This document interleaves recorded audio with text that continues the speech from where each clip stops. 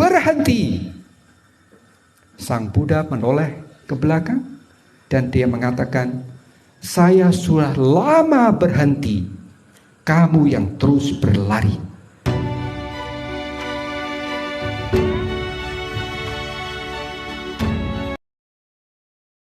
Pertanyaannya, apakah benar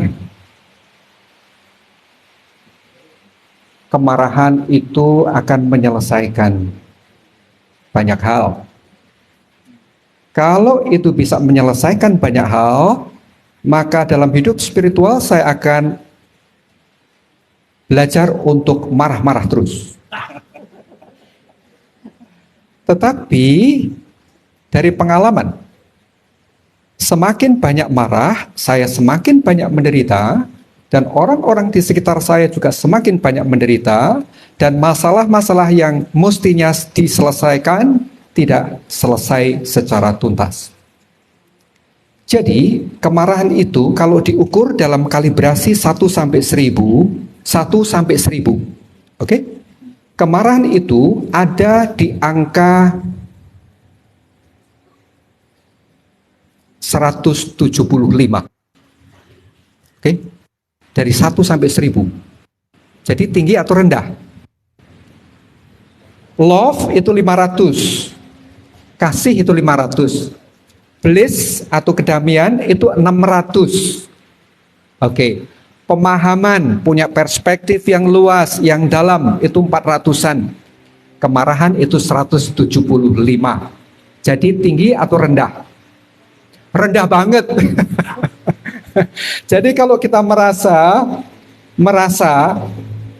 hidupnya bisa menyelesaikan banyak hal dan merasa oke dengan kemarahan, ya nggak apa-apa, tidak salah.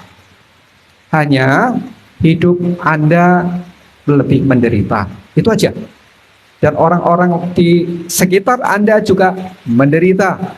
Masalah-masalah yang bisa diselesaikan efektif dengan harga yang murah jadi lebih rumit dan lebih mahal. Oke.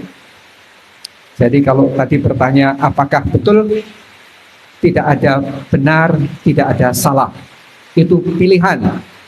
Jadi kalau Pak Doga merasa eksis di level itu dan tetap mau berada di situ, tidak apa-apa. Itu juga tidak salah. Tapi nanti setelah mati juga terus berada di level itu. Oke? Oke. Jadi tidak ada benar, tidak ada salah. Ya, yang ada adalah ada orang yang bisa menjalani hidup lebih bahagia dan ada orang lain yang kurang bahagia. Ada orang-orang yang bisa menjalani hidup, menyelesaikan begitu banyak masalah dengan damai, dan ada orang-orang yang begitu banyak menganggap masalah besar-besar walaupun masalahnya sangat sepele dan sangat ringan.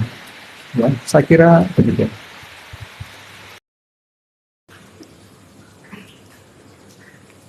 Mengapa kita mudah tergoncang? Sudah melakukan ritual, berdana, berdoa, macam-macam hal, tapi masih saja mudah tergoncang, mudah menderita. Barangkali karena kita punya persepsi yang kurang tepat tentang hidup. Kalau Bapak Ibu ditanya, bagi Anda hidup itu apa? Hidup itu apa buat Anda? Bapak Ibu jawab apa? Hidup itu bagiku apa? Spontan, tidak terlalu banyak berpikir, spontan. Kalau ditanya hidup ini apa buatku? Apakah hidup itu de facto buatku adalah anak-anak? Inilah hidupku yang menguras mayoritas dari energi hidupku, pasangan hidupku, keluarga, pekerjaan, uang, materi, relasi. Apakah maka itu hidup. Rasanya itu bukan inti kehidupan.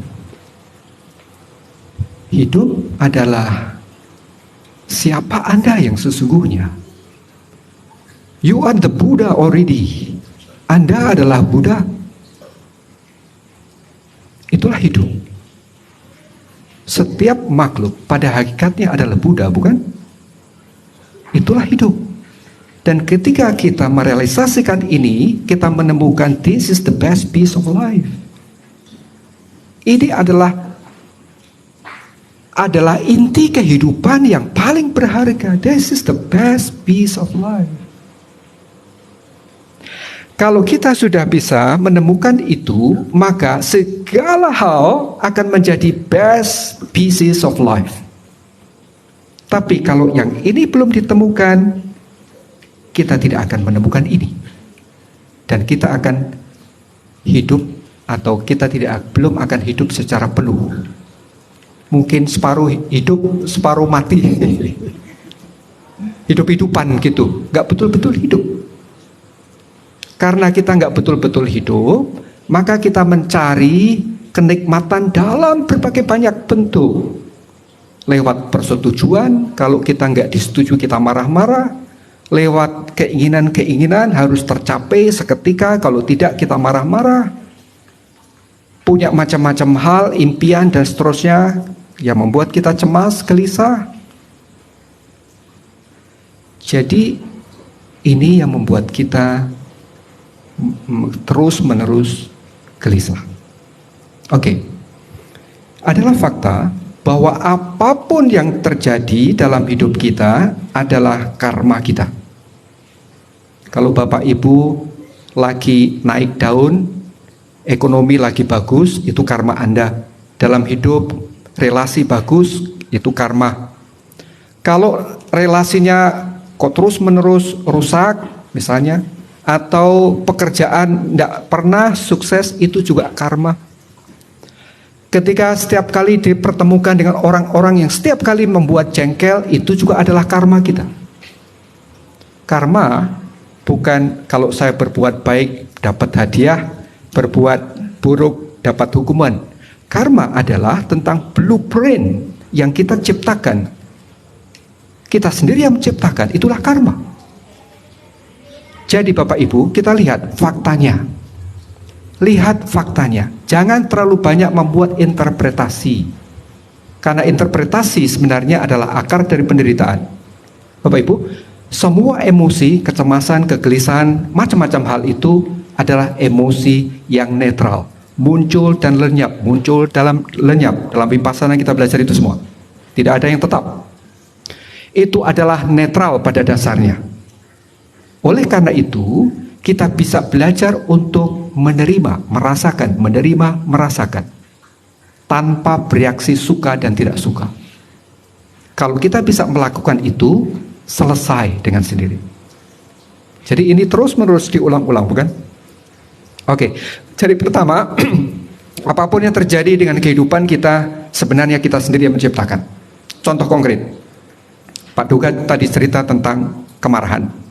Kalau energi kemarahan ini kita bawa, saya membawa energi kemarahan dalam hidup terus menerus sampai setua ini, maka saya akan dipertemukan dengan lebih banyak orang yang akan membuat saya marah.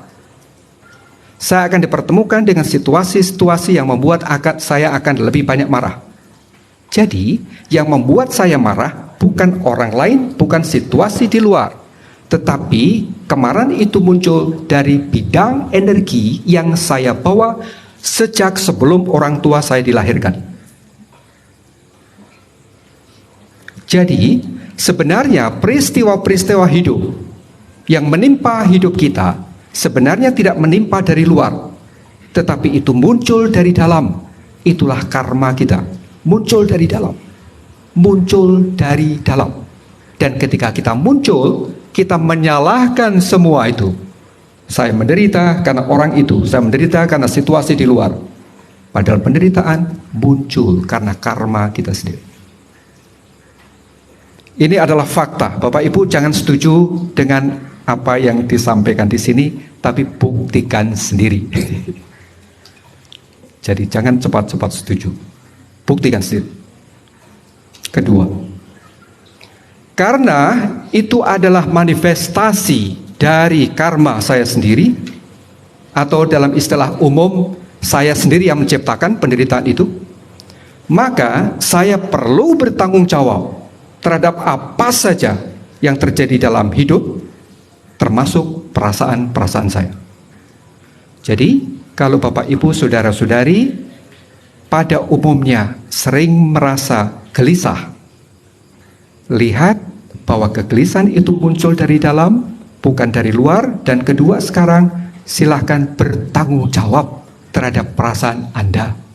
Bertanggung jawab artinya jangan lagi menyalahkan penderitaan Bapak Ibu pada orang lain atau situasi di luar. Semua sebab ada di dalam. Sebenarnya responsibility itu istilah yang sangat bagus. Responsibility, kemampuan untuk merespons. Oke. Dan sebenarnya kemampuan untuk merespons tidak cukup diterjemahkan dengan tanggung jawab. Tanggung jawab itu tugas kewajiban. Responsibility itu sebenarnya adalah hidup. Kita hidup ini selalu berada dalam state of responsiveness. Kita selalu responsif. Ini responsibility. Contoh misalnya, Bapak Ibu masih bernafas? Oke.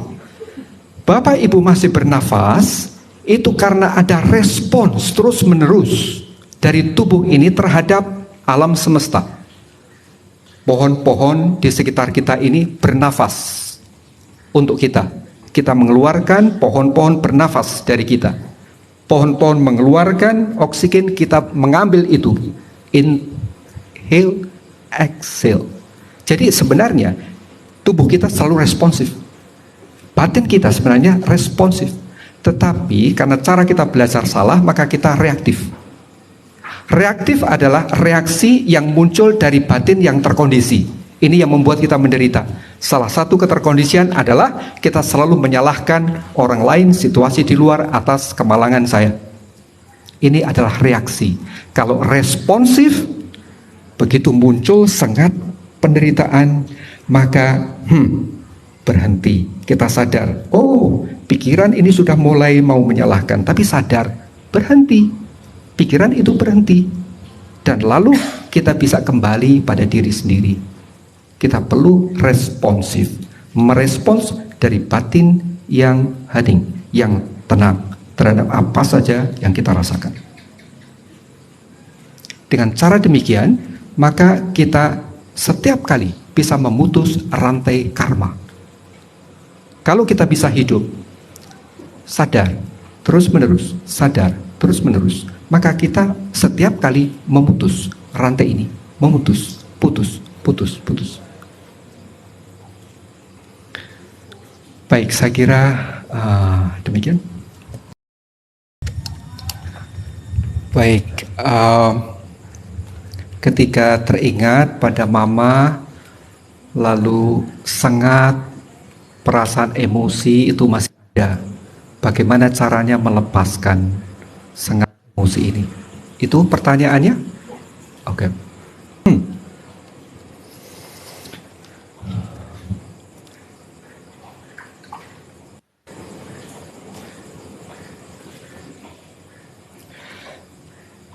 Ketika muncul ingatan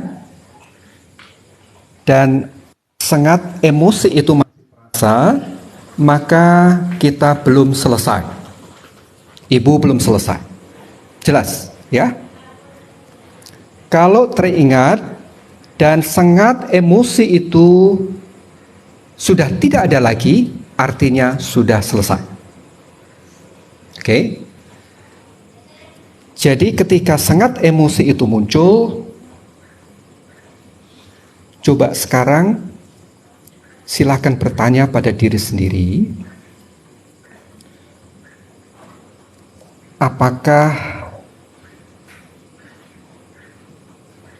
ada perasaan-perasaan lain yang mengikuti perasaan ini? Oke. Jadi ibu tadi merasakan ada emosi, katakan rasa sakit. Oke? Dari perasaan sakit, coba selami lagi.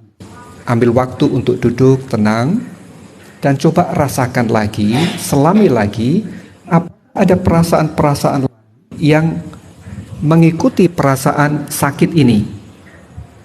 Emosi itu bukan tunggal, kemarahan itu bukan tunggal, rasa sakit hati itu bukan tunggal, begitu banyak emosi itu bukan tunggal, itu ada kumpulan banyak sekali emosi. Maka ini perlu dikenali. Oke. Dalam perasaan sakit, apakah di situ ada rasa benci? Apakah di situ ada rasa salah? Apakah di situ ada rasa takut juga? Menyesal? Oke. Apakah di situ juga ada rasa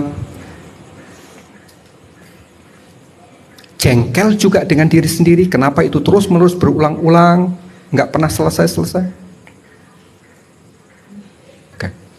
Coba selami lagi perasaan ini. Satu, emosi bukan tunggal, dia banyak lapisan. Maka kenali, rasakan lapisan ini. Kedua, coba bertanya pada diri sendiri, apa emosi dasar dari perasaan itu? Dari perasaan macam itu, coba temukan basic emotion. Emosi dasarnya apa?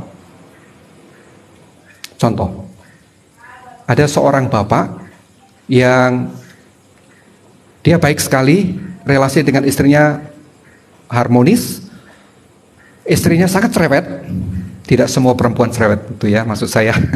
Tapi ini kasus ini, istrinya sangat cerewet, marah-marah gitu, tapi marah-marah kecil. Tapi istrinya sangat takut ketika suaminya marah. Suaminya jarang marah, tapi ketika marah luar biasa. Istrinya takut sekali. Di dalam pengolahan, dalam retreat, si suami ini akhirnya menemukan di balik rasa marah macam-macam perasaan, tetapi perasaan dasarnya adalah aku merasa tidak dipercaya.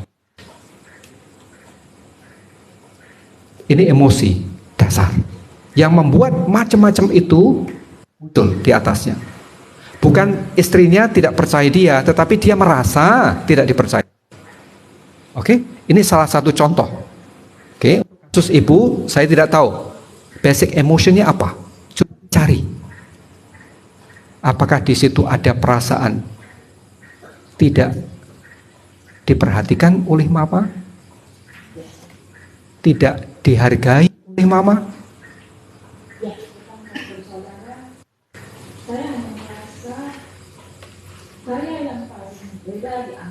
Ya, itulah. Itu bagian dari eksplorasi. Ya, apakah di situ ada perasaan merasa tidak dicintai oleh mama dibanding yang lain? Dibeda-bedakan, artinya tidak dicintai sebagai mana aku harapkan.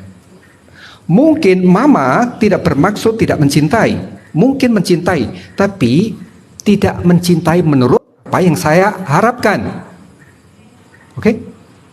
Jadi ada perasaan tidak dicintai, tidak dihargai, tidak dimengerti, dan apakah ini basic emotion? Jangan dijawab sekarang. Eksplorasi. Oke? Nah, lihat ibu, kaitan antara energi field dari basic emotion, katakan saja tidak dicintai, merasa tidak dimengerti seperti yang lain dan seterusnya.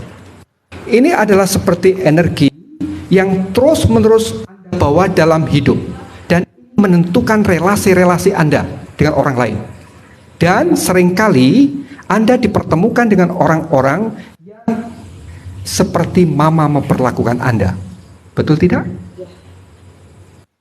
Dan ini bukan 1-2 orang. Sampai sekarang. Dan seringkali orang-orang itu dipertemukan dengan Anda sebagai orang yang dekat.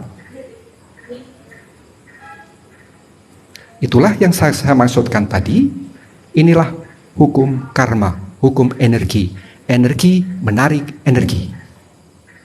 Kalau Anda merasa dicintai dan energi ini Anda bawa terus, maka Anda sedang menciptakan relasi-relasi yang membuat energi ini terpenuhi. Paham sekarang, Ibu? Oke. Terus akhirnya saya hanya seperti ini, saya merasa lebih baik saya diam. Iya. Nah sekarang yang ketiga. Sekarang coba eksplorasi lagi. Perasaan-perasaan marah betul dengan mama, cemburu iri hati dengan saudara-saudara, atau dengan orang-orang lain dalam hidup Anda, dalam hidup Ibu. Ya, eksplorasi saja. Dan sekarang lihat perspektif ini. Ternyata hidupku dalam relasi-relasi ini sempurna adanya. Bagaimana sempurna? Sempurna artinya energi menarik energi. Ibu merasa tidak dicintai. Perasaan tidak dicintai itu menarik orang-orang datang kepada ibu yang membuat ibu merasa tidak dicintai. Paham? Jadi ibu merasa tidak dicintai bukan karena mama. Mama itu dipertemukan oleh alam semesta untuk menjawab apa yang ibu butuhkan, yaitu merasa tidak dicintai. Bahkan barangkali energi merasa tidak dicintai itu sudah ibu bawa sebelum orang tua ibu dilahirkan. Jadi ibu dilahirkan dengan membawa energi field ini, dan alam semesta mempertemukan Anda dengan orang-orang untuk memenuhi apa yang ibu butuhkan, yaitu merasakan tidak dicintai. Dengan demikian, maka hidup dan relasi-relasiku adalah sempurna. Sempurna bukan berarti dalam artian moral, baik buruk, tapi sempurna adalah ternyata energi menarik energi. Ini sempurna. Orang-orang yang datang dalam hidupku adalah sebenarnya aku sendiri yang menarik mereka datang. Peristiwa-peristiwa yang terjadi bukan menimpa aku, tapi peristiwa itu muncul dari energi. Itulah kesempurnaan dari hidup. Karena ini sempurna, maka berikutnya kembangkan perspektif ini. Oleh karena itu, semua orang, setiap peristiwa sebenarnya adalah jalan atau instrumen bagi saya supaya saya tumbuh berkembang dan menjadi bebas. Seperti saya melihat ayah saya bukan sebagai orang yang sangat jahat, tetapi dia adalah guru spiritual saya yang membuat saya kuat. Seperti ini sekarang. Anda akan melihat sekarang mama Anda bukan sebagai penjahat dan Anda sebagai korban. Tapi mama Anda adalah guru spiritual bagi Anda supaya Anda bisa belajar merasakan rasa tidak dicintai secara dalam, dan Anda tahu apa artinya tidak dicintai dan selesai. Dengan begitu Anda sekarang naik tingkat. Dan barangkali Anda sekarang diundang untuk berbagi kebaikan, membawa cinta pada setiap orang yang dipertemukan dengan Anda. Ya, oleh karena itu lihat bahwa sekarang orang-orang itu bukan penjahat dan saya korban. Tidak ada relasi korban dan penjahat di sini. Dalam dunia spiritual tidak ada korban dan penjahat. Yang ada adalah partner yang sempurna. Segala sesuatu adalah sempurna. Begitu, Ibu. Bapak Ibu, saya ingin menutup ini dengan cerita, boleh? Mungkin cerita ini sudah sering kali didengar berulang-ulang, tapi mari kita dengarkan kembali. Ada cerita tentang seorang perampok yang sangat ganas. Perampok ini dinamai sebagai perampok berkalung jari, ya, namanya Anggulimala. Sudah sering mendengar ya. Nah, perampok ini mendapat insight bahwa dia akan menjadi orang yang sangat sakti kalau bisa membunuh 1000 orang. Nah dia 100 orang. Maka dia sekarang sudah berhasil membunuh 99, tinggal satu. Tetapi sangat sulit. Dia tinggal di hutan dan menanti setiap kali ada orang yang lewat pasti dia akan bunuh. Tetapi sudah 99 orang dibunuh. Dan setiap orang yang dibunuh itu dipotong jarinya dan jarinya itu dikalungkan. Maka dia disebut sebagai perampok berkalung jari. Nah, semua masyarakat sudah tahu bahwa di situ ada perampok pembunuh yang sangat ganas, maka tidak ada orang yang berani masuk hutan itu. Nah, suatu saat ibunya mendengar apa yang dilakukan oleh anaknya ini. Maka ibunya karena cintanya pada anaknya dan mau menyelamatkan anaknya, maka dia mau datang ke hutan itu untuk mengingatkan bahwa itu tidak benar. Nah, dia berjalan menuju pada hutan, tetapi Sang Buddha melihat peristiwa ini dan dia menangkap ini berbahaya sekali. Karena seorang yang sudah dikuasai oleh nafsu, kekuasaan, kesaktian akan mencari apa saja untuk mencapai tujuan itu, termasuk kalau membunuh ibunya sendiri. Dan kalau itu terjadi, karmanya luar biasa berlipat-lipat. Maka Sang Buddha mendahului ibu pergi ke hutan. Dari jauh, Anggulimala sudah melihat ada sosok sekelebat yang berjalan semakin mendekat. Dan dia kejar itu. Terus menerus dia kejar, dia berlari kencang, terus menerus dikejar dan tidak pernah mendapat. Terus berusaha dikejar, tidak pernah mendapat. Dan karena jengkel, dia teriak, "Berhenti! Berhenti!" Sang Buddha menoleh ke belakang dan dia mengatakan, "Saya sudah lama berhenti, kamu yang terus berlari." Bapak Ibu, mari kita belajar lebih sering berhenti. Maka saya juga mau menghentikan apa yang saya ceritakan. Terima kasih.